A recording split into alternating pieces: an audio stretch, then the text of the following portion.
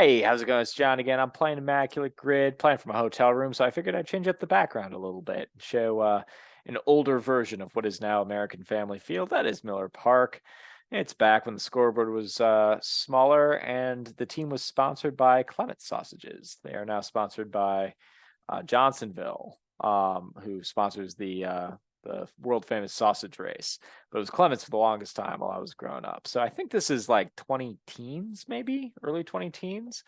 The scoreboards was increased in size at one point. So it's definitely before that.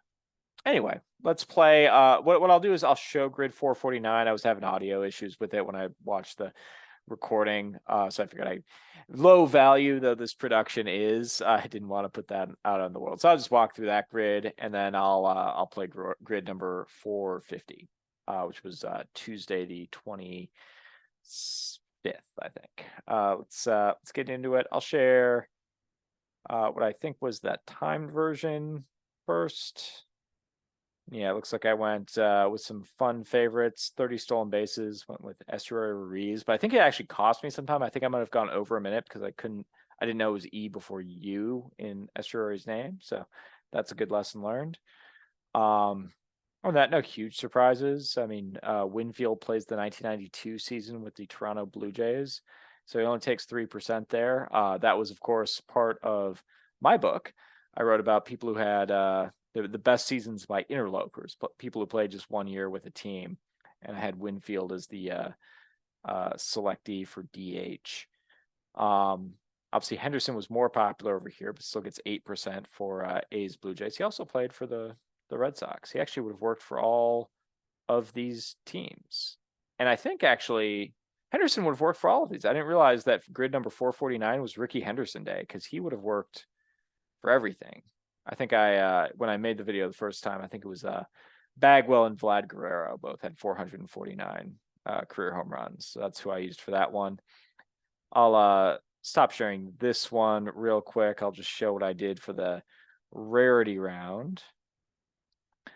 So yeah, I did Todd Stottlemyre there. Homer Bush at 1% was a lot higher than I thought. I think this grid is a 6 right now, but was a 7 when I played it. So I think Homer Bush went from 2 to 1%. But I was surprised at how high he was. On that, I mean, got some low guys down here. Veras at 1% was a little bit higher for 30 stolen bases.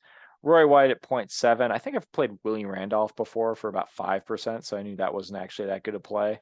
So good that White could help me out there. And old friend Jack Quinn over here for 0.01. So that was the best play of that game. All right. So with that all out of the way, I'm just going to go from this into grid 450, hit play, hit go, and away we go.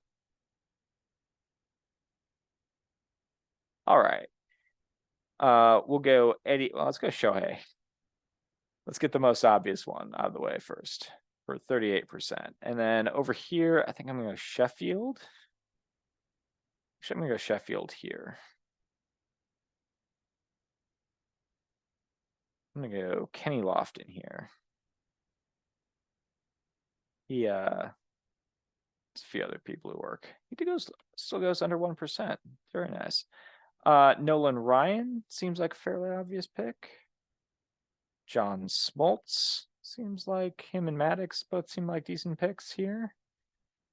And for the Tigers, how about Justin Verlander for 200 wins? And we can go, sorry, for 2,000 strikeouts. I was already moving on to the next category. Max Scherzer works for 10 wins. He works for 20 wins. Oh, wow. I'm running out of time already. How about let's do Greg Maddux. Tim Hudson also works. And let's get Jared Weaver. All right, kind of took a leisurely route there. Ended up with a minute 13. Let's see, I think I had a number of, yeah, so the whole top row, Freddie Freeman. I don't know why I was dancing around with like Kenny Lofton and Marquise Grissom and Brian Jordan were a couple other names I was floating out there. Old favorite Jack Quinn works here too. Maddox eclipses Smoltz as far as strikeouts, which is surprising. They both work. They both had over 3. but Smoltz is thought of as more of a strikeout pitcher. I think his K per nine is a lot higher. I think they have about the same number of strikeouts. Maddox is way more innings. Glavine over here, taking the 18%. Gibson, no surprise. And then you get Verlander and Scherzer. So I had the highest for 5 of these, and I think I used Maddox over here, right? Yeah. All right. That's still going. Let's transition over to a rarity round. Just need to find it first. I think that's it. And we'll go grid for 50. And we'll play. And for the first one, I'm going to go with Terry Forster of 397 career batting average fame for .07. Yeah, why not? We'll go with our old friend Jack Quinn for the Boston Braves and the Brooklyn Dodgers. He takes .01. And then on this one, Schoolboy Rowe is a fun favorite. Great name, great baseball name for .09. So under .1 on all the first ones. Let's see if we can keep something like that going. I don't know that we will though. Let's see. What do we think of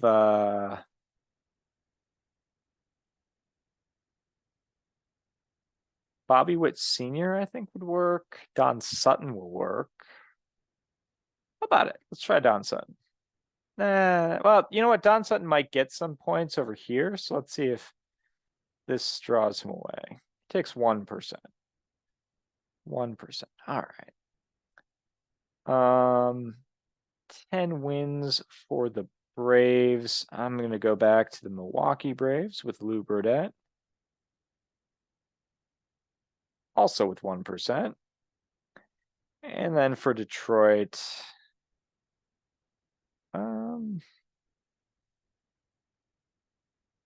I have a guy who I think will do well if I can remember his name. He had a really good season in 97. But I'm blanking on his name. He was a lefty, really good year. But now you know what? I'm not remembering that guy's name. I have to come up with someone else. Kenny Rogers works.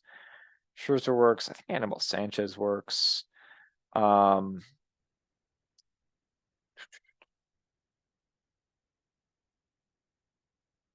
Let's see. Who were the one of the guys was on the 84 Tigers. I'm trying to remember the name, but this gentleman what I'm remembering about this gentleman is that he had the most starts without a complete game up until Steve Bedrosian, and I dedicated a chapter of my book to Bedrosian mainly, but I showed the evolution of that particular niche record. I don't think this is him, but this isn't him. But I'll go with Dan Petrie, who I think had a better ERA that year than Jack Morris. For 2 full percent. All right. 2,000 strikeouts. Interesting number. Let's see. I gotta believe Javi Vasquez got there. He goes sub 1. I think for the Tigers, we decided Kenny Rogers wouldn't work. I think I figured that out on a 2,000 strikeout A's category not too long ago. Tanana will work. Frank Tanana will work for both of these. Not sure which one I want to save him for though. Who else plays for the Tigers and strikes out a lot of dudes? Not Jack Morris. I'm not going to play Jack Morris though. That's a little too obvious. Doyle Alexander is pretty obvious. People know him. I don't think David Price pitched long enough to get to 2,000 strikeouts. And people just don't, I mean, there's not as many opportunities post collusion for people to just sort of drop into Detroit because they're not good until 2006, between 87 and 2006. As I also wrote a chapter about in my book about how the the Tigers trading away John Smoltz to get a half season of Doyle Alexander was the right move because they were super competitive in 87, won their division, and then they didn't compete again for 20 years. And it's not like they were ever one John Smoltz away, or I think I found one season where they were one John Smoltz away from being uh, potentially a playoff team. That was the argument I posed in my book. Read the book if you want to read it, if you want to learn more, or maybe I should make more videos other than this thing and go into it. What do you guys think? Anyway, all that stalling, and I haven't come up with anyone other than Frank Tanana for either team. I do think Bartolo Colon works. I gotta believe Finley or Langston is gonna work. I also kind of think Lou Burdette might have worked, but I'm not sure on his strikeouts. He does work for 200 wins.